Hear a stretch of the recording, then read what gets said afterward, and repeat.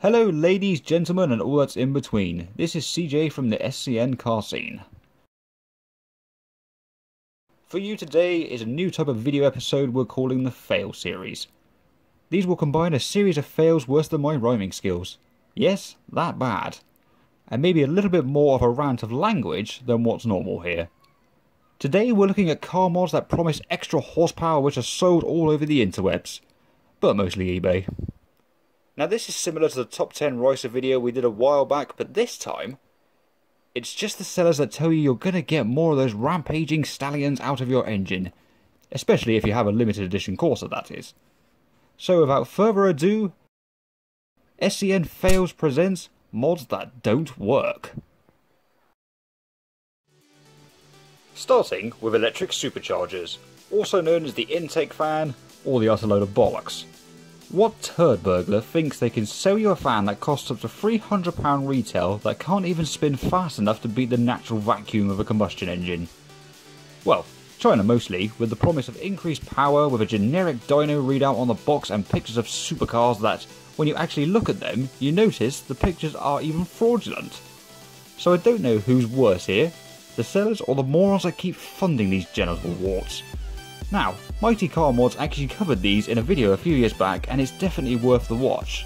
Frankly, you may as well pinch your mum's hairdryer off the dresser and sellotape it to the intake of your engine.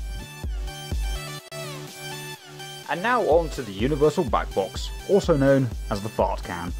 There is nothing quite appealing to petrol heads as the orgasmic sound of a great engine, whether it's a high-revving Italian V12, a big block American V8 or a slick Bavarian inline 6. But fitting a massive backbox on its own will do nothing short of making you look ridiculous, and apart from that it will annoy everyone around you. Remember, the cans themselves do little more than amplify a depressingly unpleasant 1 litre sound without actually improving the pitch. To be frank, empty a bean can, stick a wasp inside, pull a lid on it, and there you go. Following on from this are performance chips. Now don't get me wrong, a proper chip, ECU swap or remap will make a difference to your car. But for the love of God, do not buy a performance chip that costs 20 quid off of eBay. How could you honestly believe that something at least 10% of the cost is going to do anything, apart from probably wreck your car? Again, Mighty Car Mods has been onto this and has gone into a lot of detail with one of their videos. 9 times out of 10, they are just circuit boards with a switch inside that changes the colour of its own onboard LED. Honestly, it would be more effective for an epileptic person to buy a strobe light as this would actually trigger something. Right, so moving on to fuel additives. You can actually pop into your local motor shop and buy these bad boys off the shelf. They all say the same shit on the back though. Power, performance, race car, drag times, top speed, etc. When what they should be saying is, you're going to get none of these, you half-wit. These additives have been religiously tested under lab conditions on the same engine and made no difference to power, performance, economy or anything. So for Pete's sake, just be productive, go out there, piss on a fire, as this will create some form of reaction. Now, the first mod to do, the universal cone filter. Now a lot of people will remove the standard airbox to slip on this chrome beauty right into the engine bay. This sort of configuration is daft as a solar powered torch in both naturally aspirated and forced induction cars. These filters are particularly susceptible to heat soak as it's drawing in air from right next to the engine and can let a considerable amount of ponies out of the stable never to return again. Sure, the setup makes an interesting induction noise but not much else. In truth, you're better off buying a good panel filter for your standard airbox. And to top it off, you could spend the 30 quid on hemorrhoid cream just so you can make the butt hurt you get easier to deal with. Which brings us on to quad tip spark plugs.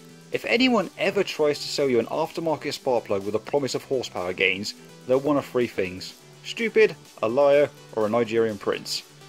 Spreading the load over 4 tips will actually reduce the efficiency of the spark on typical engines. All spark plugs do is start the combustion cycle with 2 possible modes, on or off. Just like a light switch then, either the light appears or it doesn't.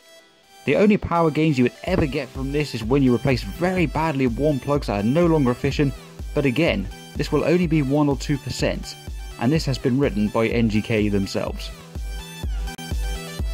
So in the end, just use your common sense. Don't believe the shit that's written on these sites. They're there purely just to sell you the crap.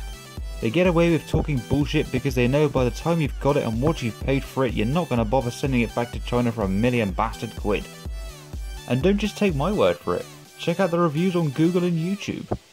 So, I could say, buy a brand new car from the dealer, fit a performance chip, take it outside, blow the engine, drive into a tree, get fucked off, piss in the fuel tank, drain the oil, put sand in the radiator, throw on some paint stripper, call your mama, tell her what you did, she abandons you, fall out with the wife, get a divorce, get hooked on crack, go to prison for stealing, drop the soap, get one up the balloon knot, go to your cell, feel inadequate, and then have to kill yourself.